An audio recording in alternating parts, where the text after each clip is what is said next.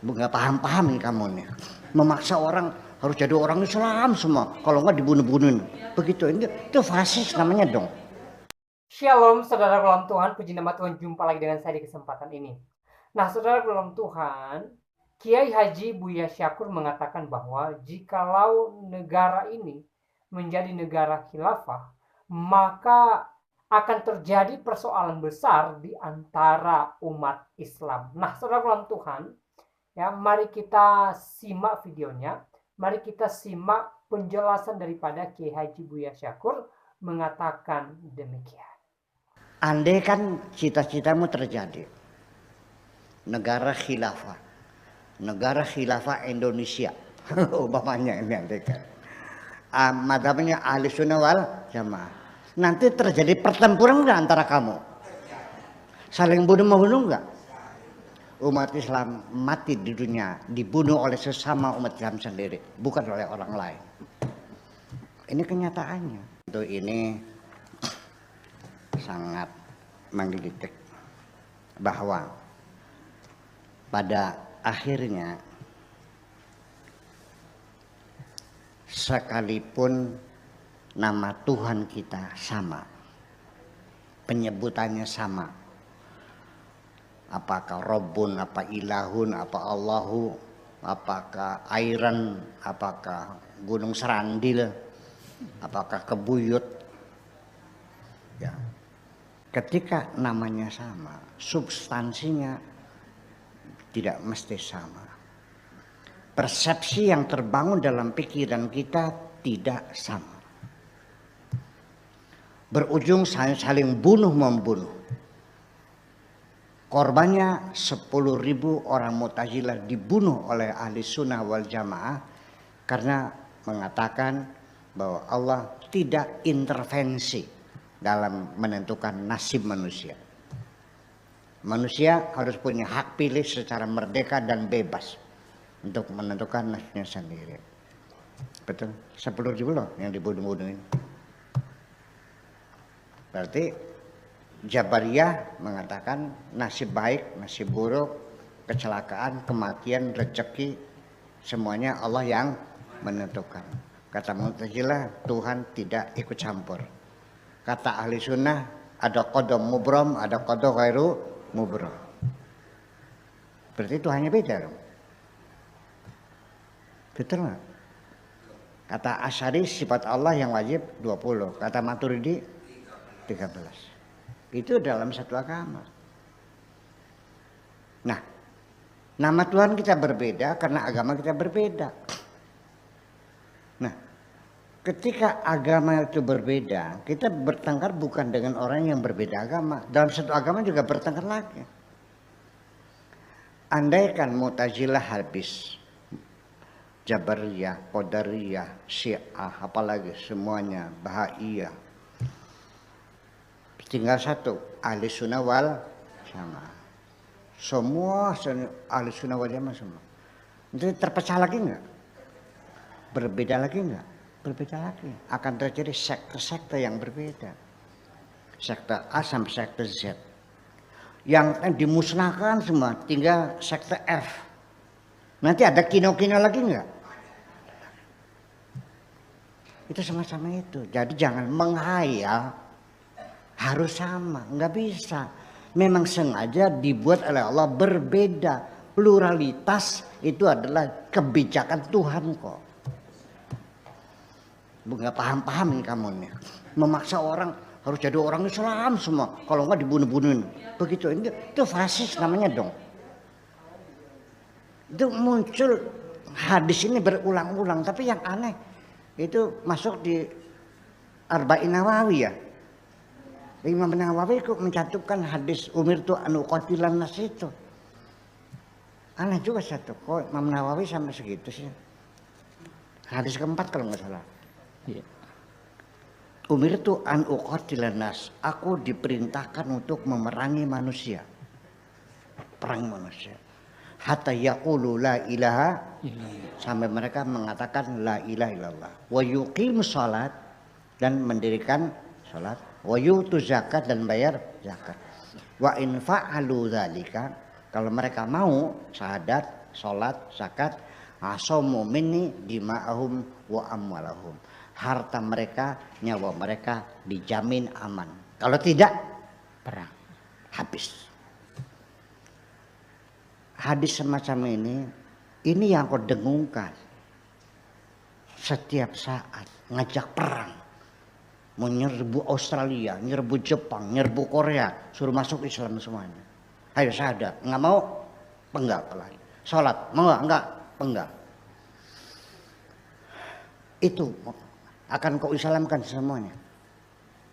Umat manusia harus masuk Islam semua. Yang enggak dibunuh semuanya. Itukah yang kau inginkan? Untuk mengamalkan syariat Tuhan di dunia seperti itu. Saya nggak ngerti nih. Nggak ngerti saya. Andai kan cita-citamu terjadi. Negara khilafah. Negara khilafah Indonesia. Umpamanya ini andai kan. Madhabnya ahli sunnah wal jamaah. Nanti terjadi pertempuran nggak antara kamu?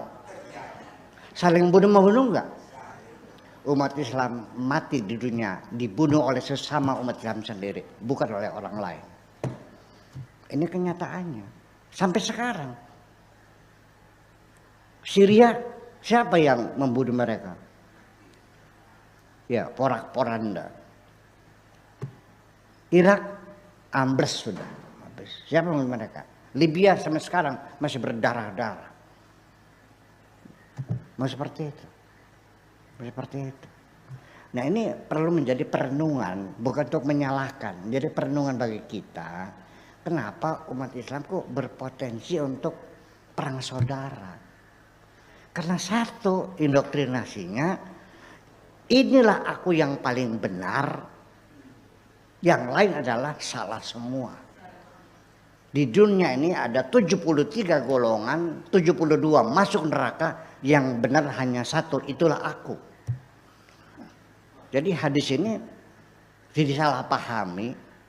Maksud Rasul mencari kebenaran itu sulit, sama dengan 72 banding 1 banding 72. Artinya banyak jalan salah, yang benar satu, itu susahnya. Bukan mengklaim aku yang paling benar.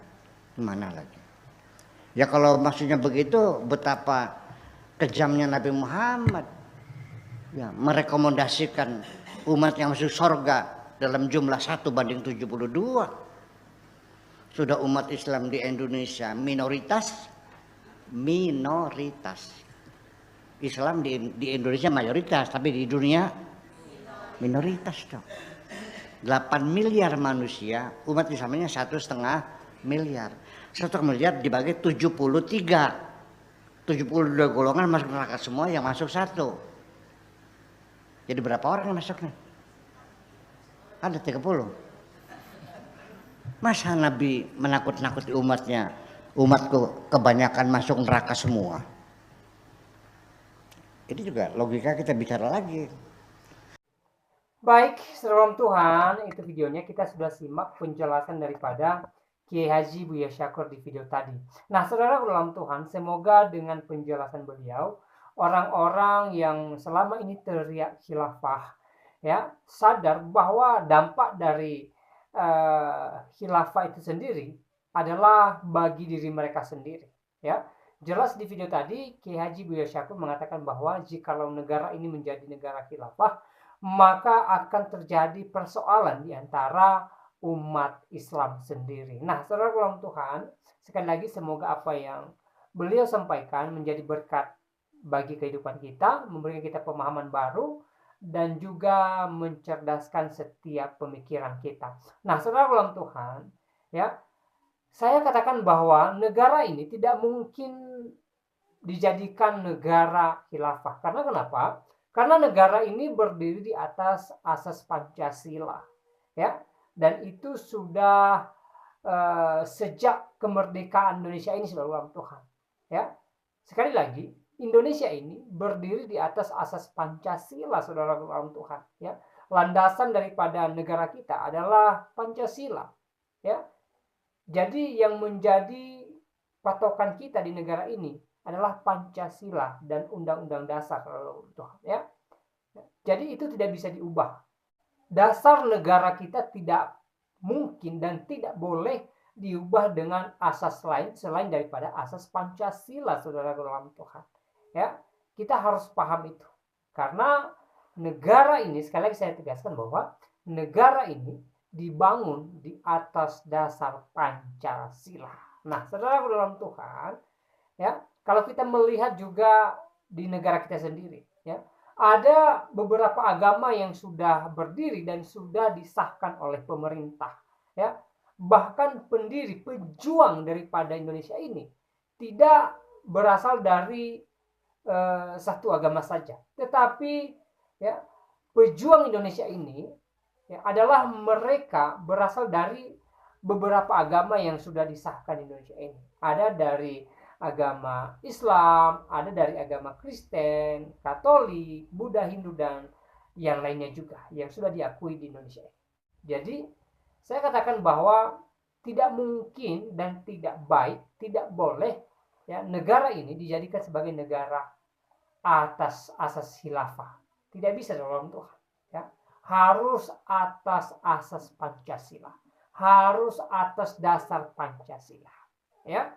Jadi saudara Tuhan, semoga video singkat ini memberkati kita dan Tuhan Yesus memberkati kita semua. Shalom.